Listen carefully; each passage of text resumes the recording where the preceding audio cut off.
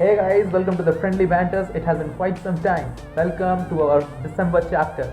Me and Aman will start our December chapter with some cricket. We will be hitting you with some beautiful and tremendous hard-hitting facts about cricket, which I bet most of us didn't know. So, here we go. Most wickets in World T20. So, England's Anya Shrubsole has the most number of wickets across the globe. Yes, this includes both men's and women's cricket.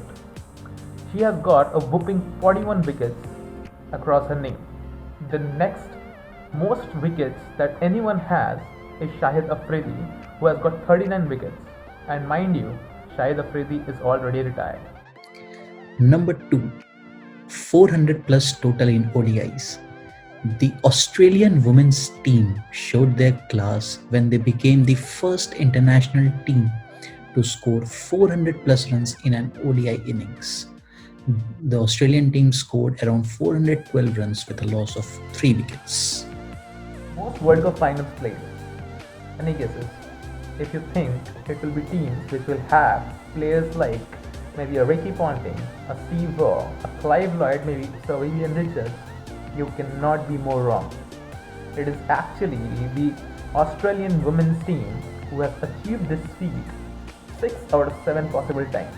That is, they have made the finals 6 times. The closest team, the closest men's team that comes after them is Sri Lanka's men's team, who have achieved this feat for just 3 times. Number 4, the first double hundred in ODIs. Yes, Sachin Tendulkar was not the first cricketer to score a double hundred in ODIs.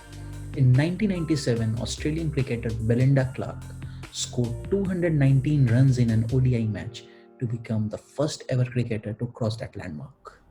Quickest half century in the final of a world tournament across all formats.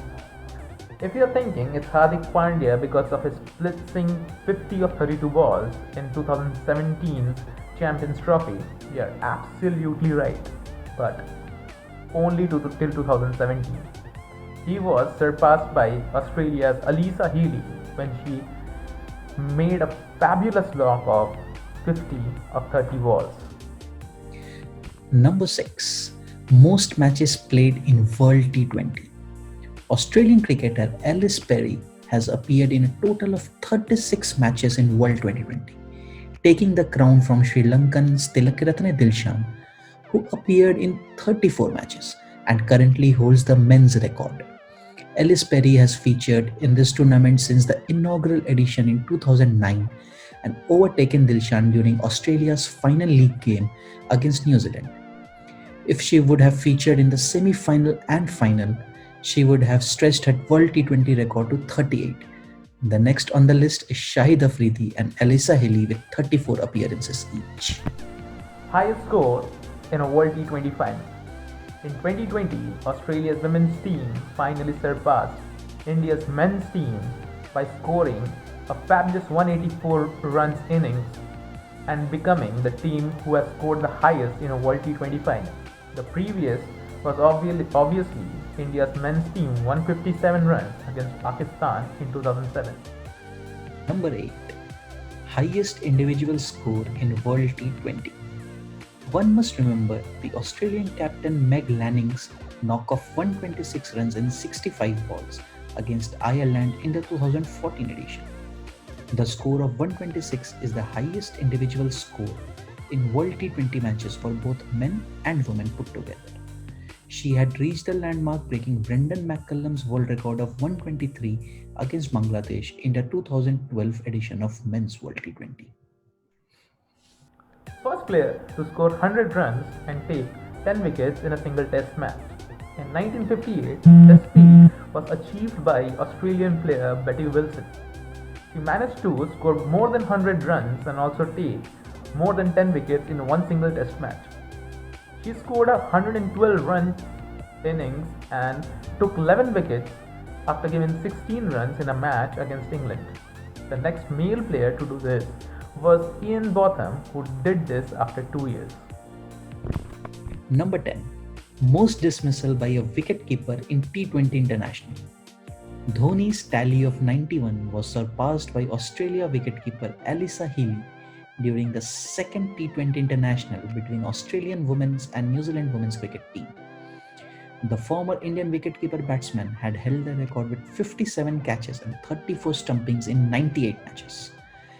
As for Healy, she was involved in a stumping and a catch during the second T20 and now has 92 dismissals in 114 matches.